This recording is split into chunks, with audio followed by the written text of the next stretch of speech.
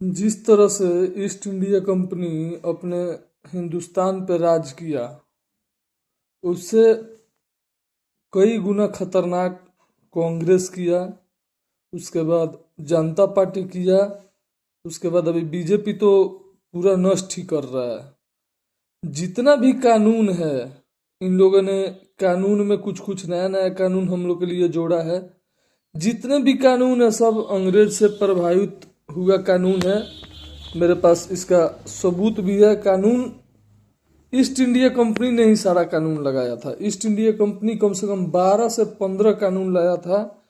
जो कि सबसे एक नंबर पे जो कानून था ईस्ट इंडिया कंपनी का, वो रेगुलेटिंग एक्ट लाया था। रेगुलेटिंग एक्ट ऑफ 1773 सबसे पहल का एक्ट लाया, रेगुलेटिंग एक्ट, जो 1773 में लाया। और दूसरा पिट्स इंडिया एक्ट जो लाया था 1784 में, पिट्स इंडिया एक्ट 1784 में आया।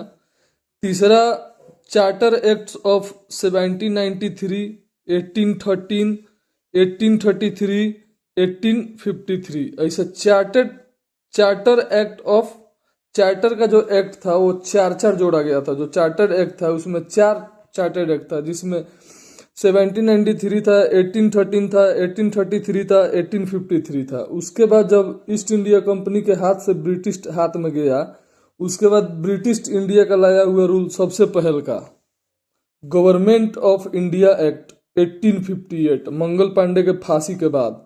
दूसरा इंडियन काउंसिल एक्ट 1861। तीसरा इंडियन काउंसिल एक्ट 1892। चौथा इंडियन काउंसिल एक्ट 1909। और पांचवा दर्दनाक गवर्नमेंट ऑफ इंडिया एक्ट 1919। और एक खतरनाक गवर्नमेंट ऑफ इंडिया एक्ट 1935।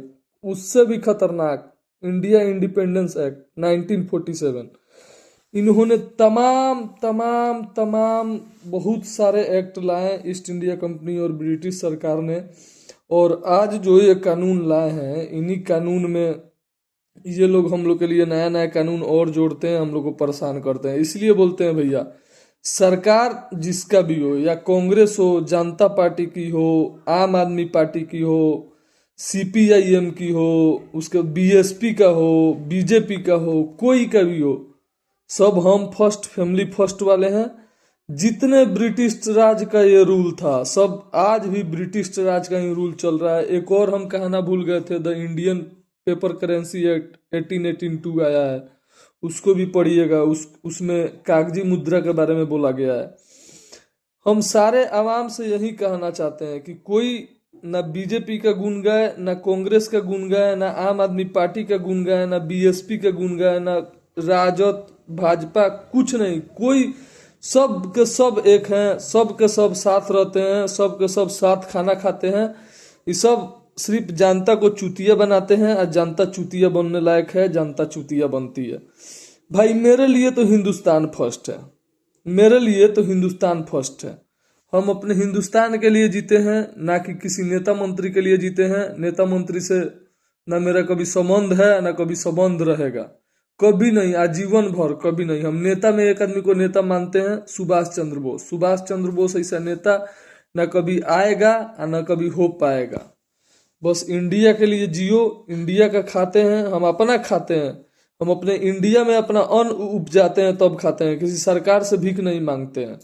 इसीलिए बोलते हैं सर्वो फर्स्ट, हिंदुस्तान को एक नंबर पे रखो। उसके बाद पार्टियां तो आती हैं जाती हैं, पार्टियां तो आती हैं जाती है, लेकिन हिंदुस्तान अमर रहना चाहिए। ये जो बीजेपी कर रही है, अभी विश्व युद्ध लगा हुआ है, अभी विश्व युद्ध लगा हुआ है, और हिंदुस्तान में एलपीजी की इतनी कमी आ गई है, इतनी कमी आ गई है कि लोग गृह युद्ध चल रहा है घर में।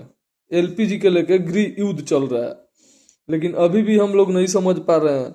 अभी इंडिया के पास क्या नहीं है, इंडिया के पास क्या नहीं है। इंडिया के पास 470 मिलियन एकड़ जमीन है जो उत्पादक होता है। 470 मिलियन एकड़ में उत्पादक होता है। अगर हम लोग आंख दिखा दें, अमेरिका को दिखा दें, इजराइल को दिखा दें या ब्रिटेन को दिखा दे, जिसको भी दिखा दे, क्योंकि हम लोग ही सबसे ज्यादा एक्सपोर्ट करते हैं। यहाँ से जितना उत्पादक होता है, हमारे हिंदुस्तान को सोने की चिड़िया इसीलिए नहीं कहा जाता है। इन सालों ने ब्रिटिश और ईस्ट इंडिया कंपनी ने सारे एक्ट, तमाम एक्ट लाया, और इस पे कांग्रेस, जनता पार्टी, बीजेपी सब राज कर रहे हैं।